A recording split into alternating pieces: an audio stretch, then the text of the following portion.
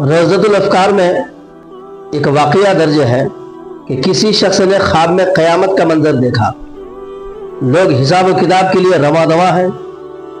میں نے ایک جماعت دیکھی جن کے سر پر تاج ہیں، وہ سبھی کنارہ سمندر پر بیٹھے ہوئے محو گفتگو ہے۔ جب میں ان کے پاس پہنچا تو وہ کہنے لگے، تم ہم میں سے نہیں ہو؟ پھر ایک دوسری جماعت نظر آئی، میں ان کی طرف بڑھا، ان کے سر پر ٹوٹی ہوئی ٹوپیاں ہیں۔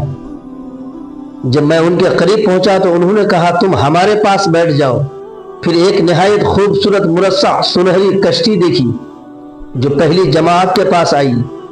منادی نے کشتی سے ندا کی، یہ کشتی ابرار کے لیے ہے جو سحری کے وقت اللہ تعالیٰ کی بارگاہ میں استغفار کرتے ہیں۔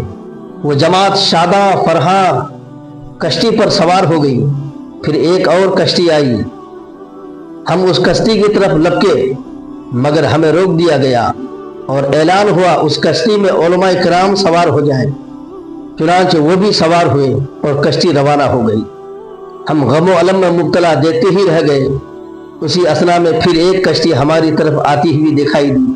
اس پر تحریر تھا، یہ میری رحمت و کرم کی کشتی ہے اور میری رحمت میں ہر چیز کی گنجائش ہے۔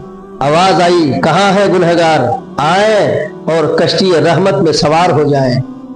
ہم ایک دوسرے کو خوشی و مسرت کا مژدہ سناتے ہوئے سوار ہو گئے، یہاں تک کہ وادی عفو میں داخل ہوئے۔ پھر ہمارے پاس کرم نامہ آیا، میرے بندو، ہمیں تمہاری جتنی خطائیں معلوم تھی معاف کی اور جتنی بدعمالیاں تھی ان سے درگزر کیا۔ سبحان اللہ، اللہ کی رحمت بہا نہیں ڈھونڈتی بلکہ بہانہ ڈھونڈتی ہے۔ لا تقنطوا من رحمت اللہ، اللہ کی رحمت سے نا امید مت ہو اور سدا اللہ کی عبادت میں مشغول رہو۔